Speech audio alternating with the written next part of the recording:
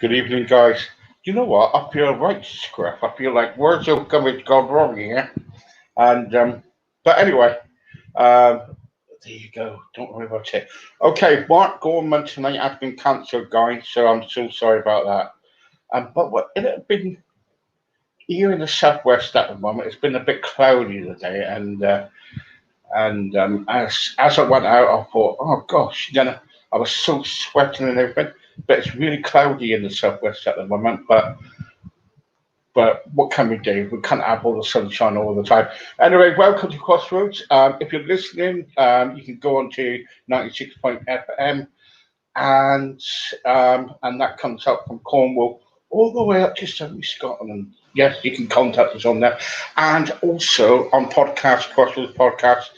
Yes, if you know, we're number two in the charts at this moment in time. We're around about. We need another 3,000 guys to catch up with number one podcast, and I don't know what they're called. And anyway, so tonight we got Carmen. Do you remember Carmen? Oh, it's we got there was a lot of interest last time with Carmen about her books and what she does and everything. But if you missed her, I suppose the people on the radio probably heard about it around about an hour ago about Carmen and what was happening. So this is the second part, really. Carmen, how are you? I'm fine, thank you very much, Steve. Brilliant. It's nice to have you back. Yeah, it's absolutely great to be back. So thank you very much. Much appreciated. Brilliant, brilliant. Tell us, tell us, why did you come an author? Because that is such a hard job, kind of like, getting all the facts together, all the writing together. Because I know I'm an author, but my book don't come out yet. But you've got several books out, so why? Yeah, it was never really a choice as such. It was more of a compulsion. So I started to write, and I found that one theme, one story developed into lots. And in actual fact, what had happened was that I'd started off telling a story to my son. And it just developed and grew and grew and grew. And then I thought, okay, I really need to start to write this down because it doesn't end. It's just getting bigger and bigger and bigger. And it turned into this really epic tale, and became this book, The Owners Volume 1 alone. And as I got partway through that, I realized that actually it was such an epic tale. The whole story couldn't be told in one book. And I realized it was a series of 10. So it was a kind of crazy time in my life because I'd gone from telling this oral story to a child and then realized that it wasn't really a child's story. It was a story for teens and adults and older people, and actually for everyone. When people say to me, well, who's your readership for The Owners? It's everybody, literally everybody from 8 to 80. There's something in it for everyone. So I went from this story of an individual idea in my head to a 10-part series. So straight off the bat, I was out there and running. It was never a case of, right, well, I'll write a book and then I'll sort of think about it for a while and then maybe I'll write another book. I just went boom, boom, boom, boom, boom, boom, boom. And I haven't stopped yet. I don't draw breath, as you can see. I just keep going. So, how many books have you done? I've written about 27 books now. That's split between books for adults. They're mostly books for adults, but there's about 4 or 5 books for children in there. Some of them are for younger children, and then for sort of 6 to 10-year-olds.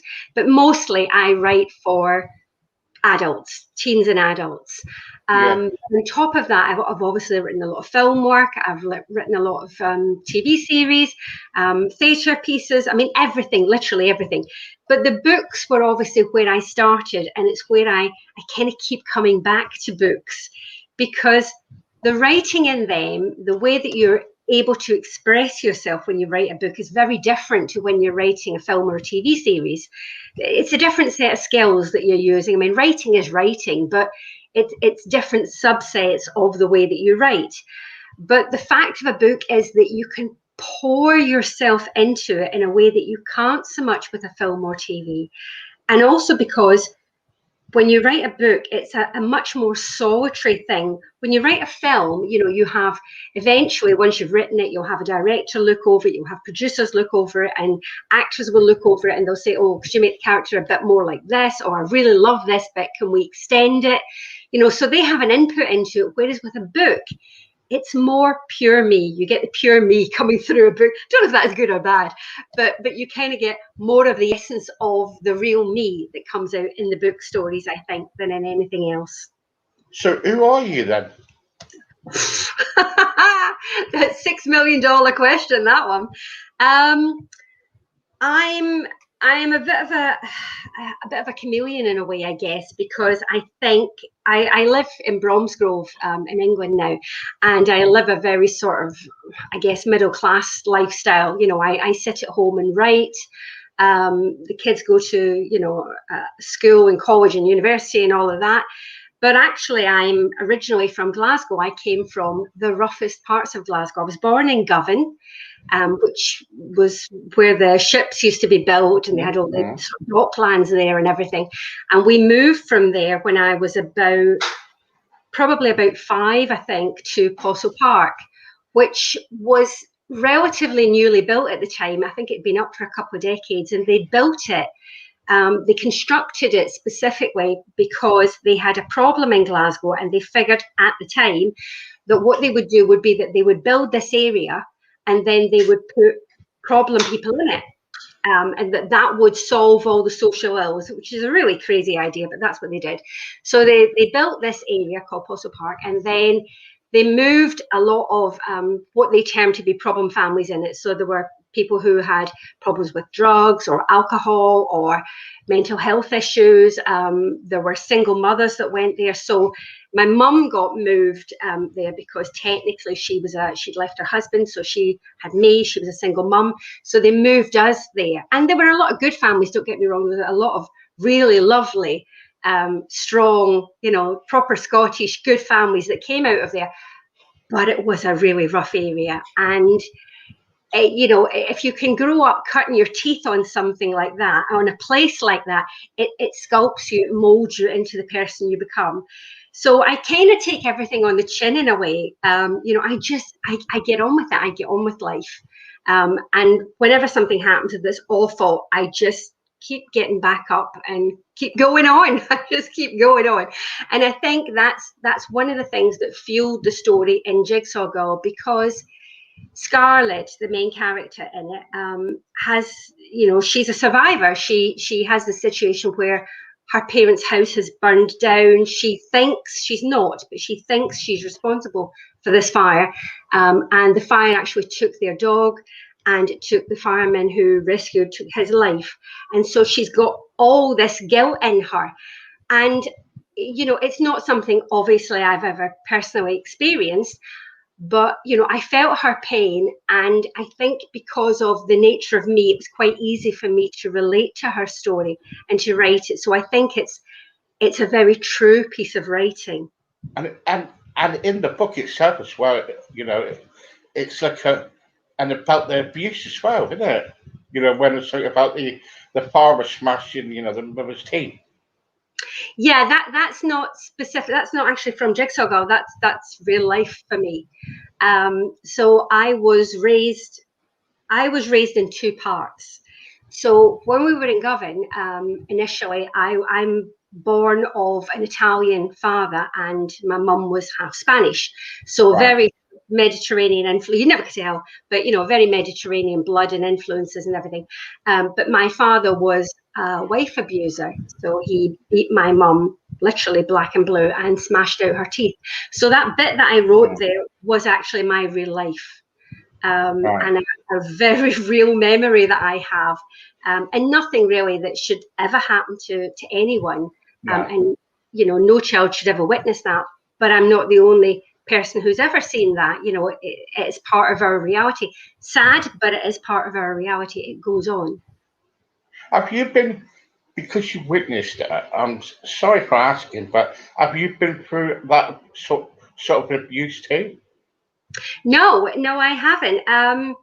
I know that often when you've grown up in an abusive situation, it can, present itself later.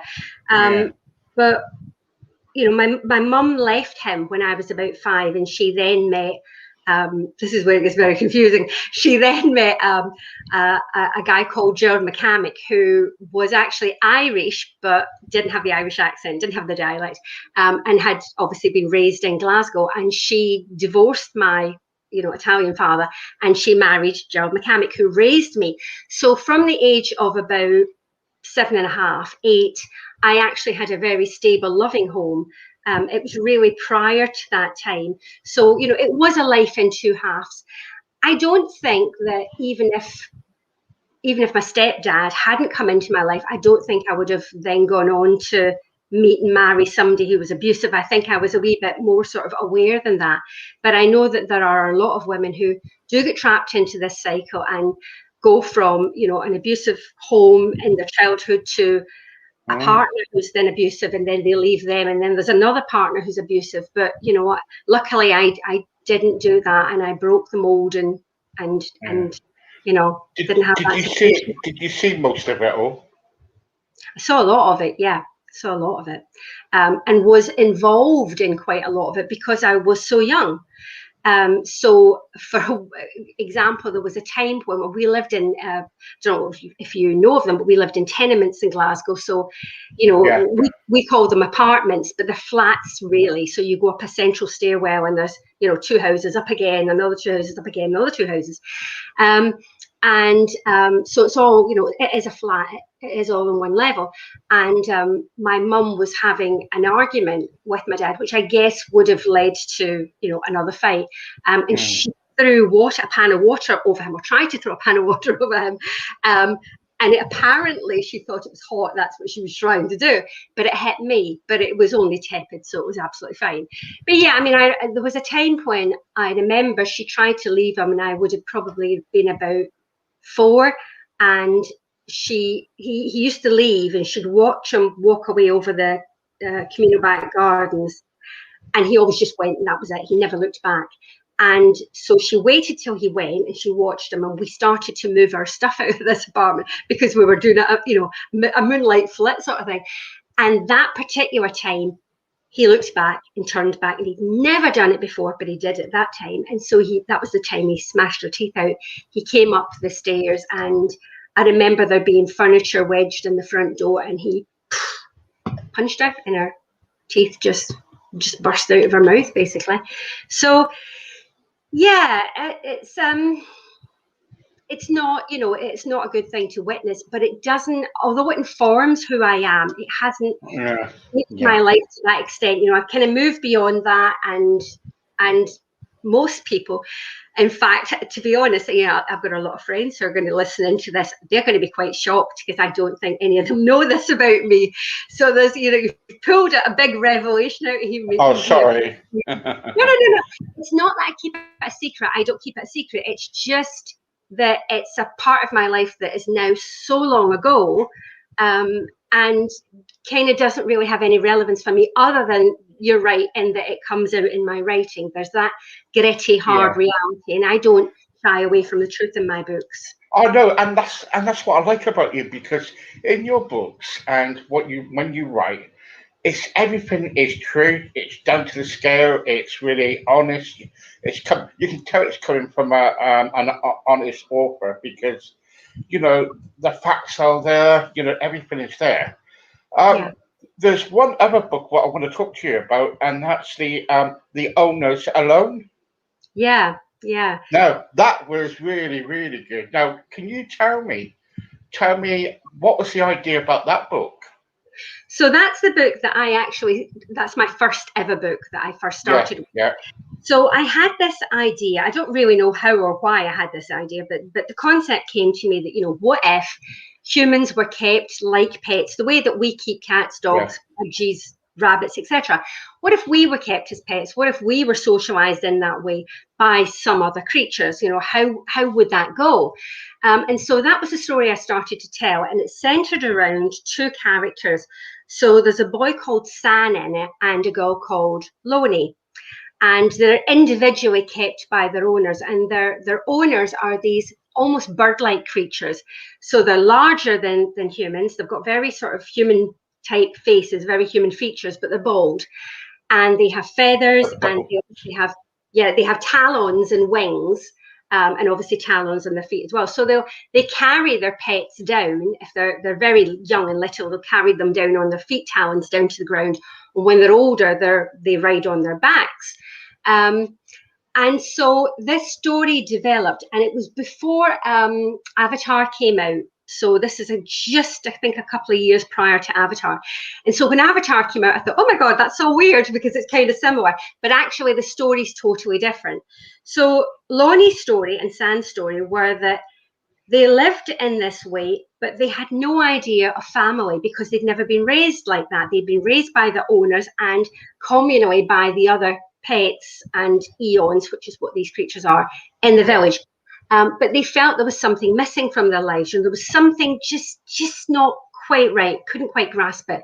And San kept having this recurring nightmare, this dream of a woman screaming and you know, all this stuff happening. So individually, they decide to leave their various villages where they live. And they live in forests. So they kind of journey across this land. And then they eventually, one of them, Lonnie, meets a lady called Sophia, who ideally I would have had Scarlett Johansson play that part when I convert it into film, fingers crossed. Anyway, and so she is the head, she's the leader of this village of people. And she basically is shocked at what she hears from them. And they tell her that they've been led to believe that children are donated, they're given over by humans to the eons to raise, because humans are such warmongers that they're always, you know, at war with one another, and that therefore they give their children away to keep them safe. And actually, this isn't the truth at all. So they discover then that everything, literally everything that they've been led to believe is a lie. And so they then go off on this quest, and throughout the 10 books, you see the quest coming up again and up again and up again. But essentially what happens is that first book is set in our far distant future, and then book 2, Storm Clouds, is set in 2050, which when I wrote it seemed a lot further away than it is now. But anyway, we're nearly there now. And then it comes incrementally, just little baby steps forwards until you get back to that, you know, far future situation. So you see how we get from where we're at now to how we end up as pets, and then how the situation goes forward from that point and resolves itself. And there are wars and battles, but there's so much of humanity in it. You know, that's what I would say. It's a real human tale. And although there are battles, and although it's science fiction, and you know, it's set mostly in the far future, it's very pertinent to how we live now, because it really is a story about people. It's got that human essence to it. So I would urge anyone, you know, read it for goodness sake, because you'll get a lot from it. There's been interest in schools about having it as part of the curriculum. That hasn't happened, which is quite sad, but you kind of have to jump through hoops, I think, really, to do that. And I wasn't progressing it. It was someone who was a teacher who'd read it, who put it forward, and I don't really know what happened after that. But yeah, so it's a really, really wonderful story, and I think it's very human. It's very pertinent to now, and I think that anybody of any age will get something from it. There's so many different strands there. It's like peeling an onion, you know, that whatever age you are, whatever ability you are, you will get something from that story. And it's had some fantastic reviews, so you know, fingers crossed it keeps getting those. No, the Safe House I was looking at too, and I thought, no, she can't be a football fan. Until the hooligans. The hooligans. Yeah. Yeah. Well, What was that about? Yeah, I didn't write that. So I have a couple of friends who are ex-policemen, and they're also I can't say it now. They're also authors. That's very hard to say. And so we kind of promoted each other's books. They wrote a fantastic book called Black Over Bill's Mothers, which is based in Birmingham, and I've actually done a TV series adaptation of that, which we're hoping to pitch at some point in time. So we shall see, but that's something for the future. Right. Okay. Okay. I've got a question here for you. We usually don't ask questions, but until afterwards. But Bruce wants to know. Hi, Steve. This is really interesting. Can you tell me if Carmen's got any series out on TV? If she has, let us know. And if she has, sorry, it's me. If she has series out in the past, can you tell me what they are? Okay, so I have got nothing at the moment. I've got fingers crossed. There's quite a lot of stuff sitting with different production companies, which is moving. Some of it is moving forward slowly. Some of it's kind of ground to a halt. We had a couple of things. There was a film that was supposed to be made prior to COVID. In fact, there was quite a lot of stuff that I had that was supposed to be being made. And then COVID happened and it all got delayed. And in some cases, it was because we had actors coming from abroad and they couldn't come because of COVID and all the rules and regulations. And then other parts of it were because we couldn't film it because we had this whole situation where in the film industry now you've got to have a huge amount of film insurance. So that should somebody come down with COVID or something happens, you're covered. And it's kind of bumped up the cost. So it's really hugely bumped up all the budgets for things. So we've kind of held back in some ways, but the industry is starting to move forward again. So fingers crossed. I had been hoping to have some news about a couple of projects over the last 2 weeks, and I'm still waiting to hear. And I'm not a patient person, so I'm on the phone all the time going, have you heard yet? Have you heard yet? What's happening? What's happening? But yeah, nothing at the moment, unfortunately. But fingers crossed that very soon I will have some news, and I'll come back on, Steve, and I'll go, oh, what wonderful news. So yeah. So may I ask who was going to come over from America? Who was going to come over from America? Yeah, so there were a couple of producers that were coming over from America, but we also had on one of the films that I was on, we had some cast that were coming from India. And because of the Delta variant and everything else, we haven't been able to do that. So it's all kind of stuck still at the moment, which is really unfortunate. Okay. Nothing I can do about it, I'm afraid. Okay.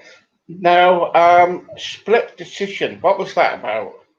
Yeah, so Split Decision, I'd just written Storm Clouds, and I had this girl effectively pop into my head, and I was in the shower at the time, which sounds really lewd, but it wasn't like that at all. And this character said to me, oh my God, you've got to help me. You've got to tell my story. And so insane as this sounds, I let this character speak to me and tell me what had happened. And she became Natalie from Split Decision. So it was very much, she told me her story, and then I retold her story onto the page. And it's, I don't know if your listeners remember the film Sliding Doors from 1980 something. Yes, yeah. With Gwyneth Paltrow. So it's kind of a similar idea to that in the sense that it's the one story, but it's split into two halves, and then it's told in alternating chapters. And then towards the end, that kind of speeds up. So it's layered, because what it really is a choice that a girl makes between two boys. So Natalie, the main character, gets asked out on the same day by these two very different boys.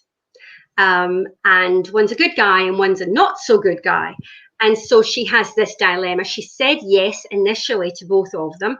She then has to kind of, stand back, stop and think, oh, right, okay, which one should I go out with and why?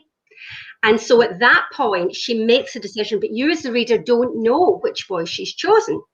And so it goes, chapter 6A, where she's going out on a date with the one chap, and then chapter 6B follows that, and she's on the other date. So from that point onwards, you see how the progression of the two different dates go, and one goes amazingly well, and she falls in love, and it's all romantic and everything, and then the other one goes absolutely terrible, and she has this absolute nightmare of a time. So they're layered on top of each other, but during that time, you don't know which which of these boys is which date, because she'll refer to him as, my date, he did this, I gave it to him. She doesn't say his name. And then all the way through, you're thinking, which guy's a good guy, which guy's the bad guy. But more than that, which date is the real date and which one didn't she go on? So did she go on the dream date or did she go on the nightmare one? And then at the end, there's a huge couple, actually, not just one, but a couple of really, really huge plot twists that turns the whole thing on its head. And so I hope the reader kind of goes, oh my God, I never expected that. And then you see what really happened. So it's like the real outcome. So it's only like sliding doors in the sense that it's that alternate reality thing. But you do get at the end, you do know which one she did go out with and what the outcome of that is. Right. I tell you, honestly, I've actually kind of like really enjoyed reading some of your work because Thank you. It's really good. The split decision, I think it's like a thriller. You know what I mean? Like a love story thriller type thing. Oh, That's it is. what I Yeah. thought. Yeah. It's very much in the thriller genre because there is an element of romance in it, but I'm not a romance person. I write romance into books and films and TV when it's appropriate. But I would never go out and go, right, that's it. I'm going to write, a Mills and Boon type romance. It is not me. I had interest from a very big publisher a couple of years back. One of the books that I've not yet published called Future Imperfect. And it's a fantastic story, and I am going to publish it once I get round to editing it and actually doing it. So it's on the list. It's on my list. I will do it. But it's a fantastic story, and it's very. It's totally different from, but it's kind of got that real heroine, true grit feel, similar to The Hunger Games, or trying to think of the name of that other film that I can't think of now. It's a trilogy as well. Yeah, when you kind of like when you're just actually sitting down and you're kind of like reading it, and all of a sudden, it's like you're transported back into another world. Say, you know what I mean? Yeah. Well, this particular film I'm thinking about is very much like that. So she goes across this land and she faces all this, and there's a battle, and there's all, and she discovers it's a futuristic film. So she discovers that there is an artificial technology behind this terrible thing that's happened.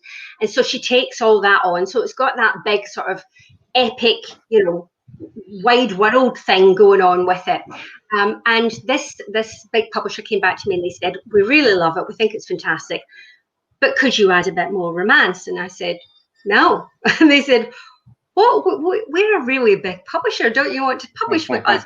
No, we can do this. Just put a bit more romance in. And I said, it's not, the story isn't about the romance. It's about what she does and how she changes the world. It's not about her falling in love and gazing into some guy's eyes. You know what I mean? She does have a bit of a romance in there. She does actually fall in love with somebody, but that's not the story.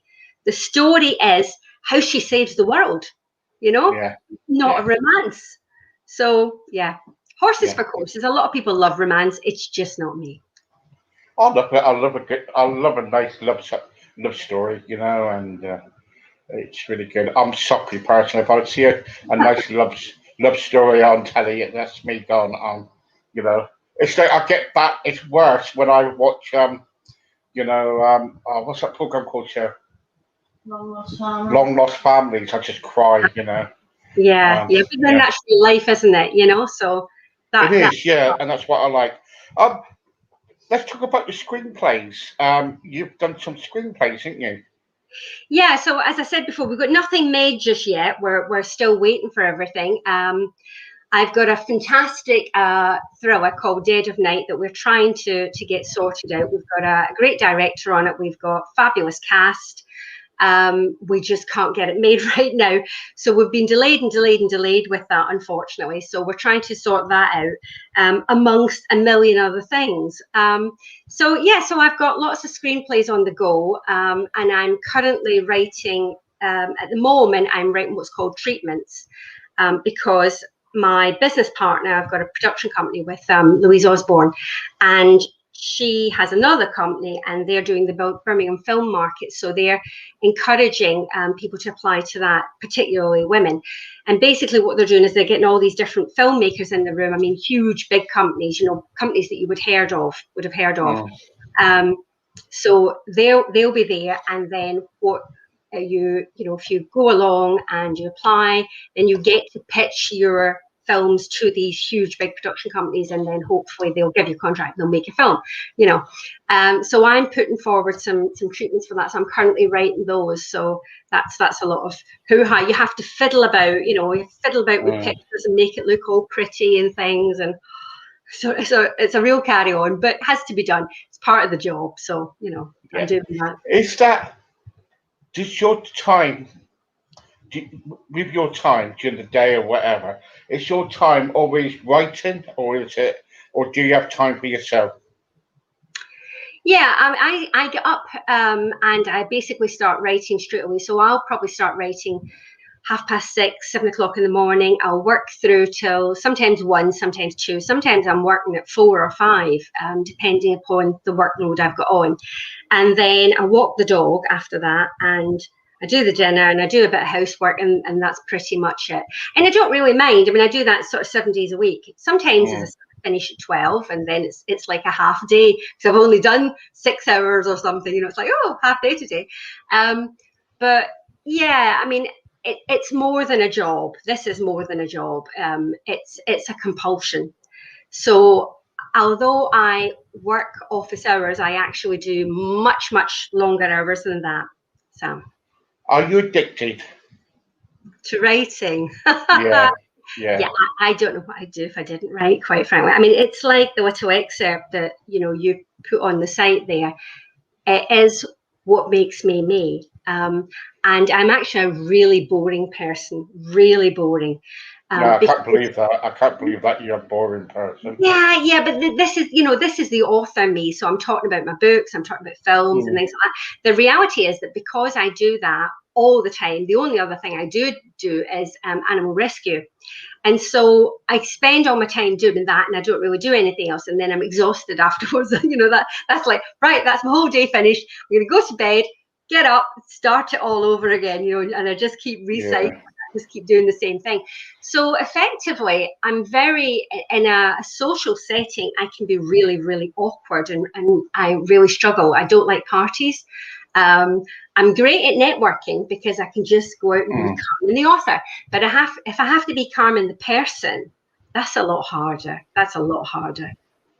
What are you like then if you're kind of like selling your book? Like if you're out in a bookshop and you're kind of like trying to promote your book and you're selling your book and people want autographs or things like that. What are you like?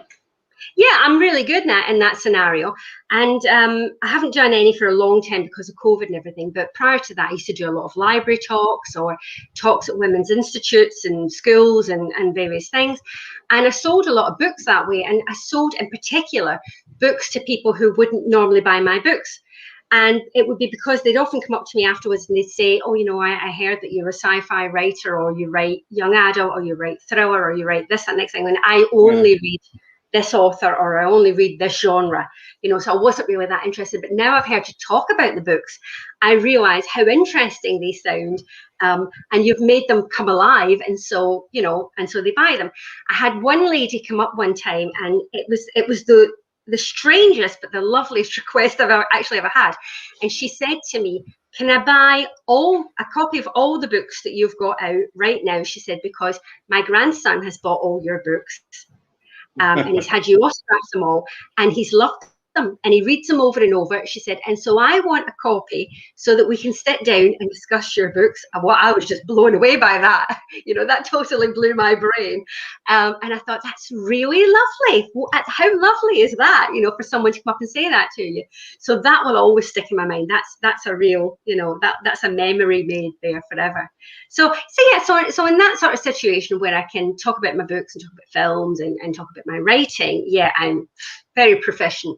It's just in a social setting where I don't have to be an author, and then I'll struggle to string 2 words together. Yeah. What is your lifetime goal? My lifetime goal? Now that's an interesting one. I'm very, very interested in animal rescue. It is the whole. I know that it sounds up till now. It sounded like writing is the core of my being, and it is. But it's also a means to an end. The writing.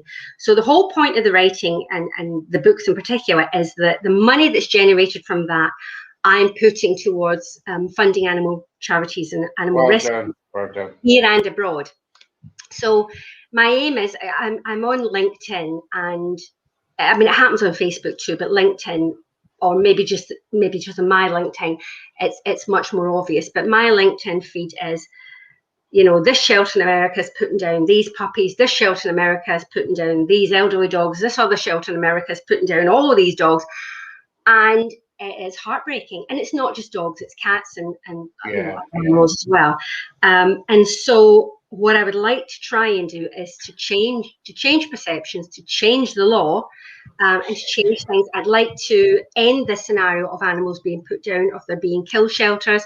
I'd like all animals to be compulsory neutered, so that we don't have this situation. I'd like a lot of things to be sorted out and to be much more regulated with animals. We used to have, way back in the day, because I've always had pets, we used to have dog licenses. We don't have them anymore. And they were kind of, even when they were there, they were kind of redundant because people paid £1 and then they still mistreated their dog, so they didn't really serve a purpose. But we're so lax now, and there are things on social media where animals are being tortured, and they're being specifically for social media. We are in some places a sick society, not across the board. There are a lot of good people, but there are some really evil people out there as well. So I want to try, if I can, and make a difference. So that is my lifetime goal, that the money that comes in will be used to help animals. Well done. You know what my dream is? I used a couple of years ago. I looked after a golden retriever for a charity, only for one night. But I fell in. But my dream always been is to have my own golden retriever. But the trouble was, I couldn't afford it. I can't afford it because when I had my stroke and my heart attack and everything, I came partly disabled. I can walk a dog and things like that. But the trouble is, I always wanted one, and that's what my dream. And I had one for the night, and that poor dog, how it was. I felt sorry for the dog because how people can treat dogs or even pets or anything, it just fathoms me. You know what I mean? Yeah. And I tell you what, I've applied now to different charities and stuff. So hopefully, one day my dream will come true. That that what I want. And, Yeah, absolutely. I mean, I can't go to a pub or pass a dog on the street. I have to stop. I pat all the dogs, pat all the cats, and I've got a dog myself, but I still pat everybody else's, So I'm very animal orientated, very much so. Yeah, I'm not good. I cry if I see a golden. It's like where I live in Exmouth. We could done this old cycle track, used to be a railway track, and I give out like dog biscuits to the dogs. And if I see a golden retriever, that's it. I'm off on my scooter, like patting it and say it, and say, "Oh, can I have it?" And then I take it with me for a joke, because that's all what I always wanted. Because I just love dogs. Yeah, love them. yeah. I think dogs in particular. I mean, I love cats as well. I mean, I love all animals, but the thing about a dog is they kind of they steal a special place in your heart, don't you? They listen to you, and they're just there all the time. Whereas a cat, well, a cat's they're quite aloof. They'll do their own thing, but a dog is there for you. So yeah, they are special. Yeah. Okay. Just a last thing. What's this about Leap? Leap. Yeah. So I didn't write Leap. Leap was a film that my business partner Louise produced because we were setting out at the time. This has gone back to last. Trying to think when it would have been, about last August. and we were in the process of setting up our company, Emmeline Productions, at the time. And she was producing Leap, which was written by some friends of hers, basically. And so she produced it, and it went forward to the Birmingham. It was nominated at the Birmingham Film Festival. Unfortunately, it didn't win. But also, unfortunately, the film festival, because of COVID, ended up being online. And so, you know, it was another casualty of COVID, unfortunately. But yeah, it's a great film. It's a short. If you go on to our website, so that's Emmeline Productions Limited, there's a trailer there. You can click on it and you can watch Leap. I'm not sure if it gives you the whole of the short or if it's just an excerpt of it. I really don't know. But have a look anyway, and you can always contact me and I can get you where it's actually, probably on Vimeo and YouTube and places. But yeah, it's a great short.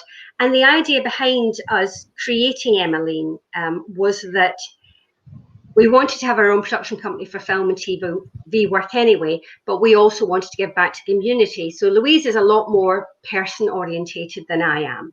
And so although I'm doing this with my books and, you know, my own personal profits from things that are going to animals, Emmeline, the company, will try to alleviate suffering in people. So it's kind of the same thing, but done with people. So for example, if we've got one thing where it mentions we've got a film written where it's about post-traumatic stress syndrome. So in that instance, what we would, you know, we wouldn't just have, you know, like you see sometimes at the end of a film, you know, if you have any problems from this, if you've suffered anything, you know, if you feel upset from watching this, phone this helpline. It wouldn't just be that. What we would actually want to set up is a system whereby we are actively helping people who have the various problems that we're showing in our TV, films, and series. So, for example, we hope to provide a training scheme whereby people who have I don't know what's up with my tongue today, post-traumatic stress syndrome, PTSD, can actually then come on and they can train to be a writer or train to be a camera operator or to be a makeup artist. So we're going to try and set something up that runs alongside Emmeline Productions, whereby we're giving back to community, not just in a, you know, phone this helpline number, but in a very real sense. So that's the plan with that. We're very altruistic, really. Brilliant, very good. A couple of women trying to change the world, you know what I mean? Well, it's one step to change the world, though, isn't it?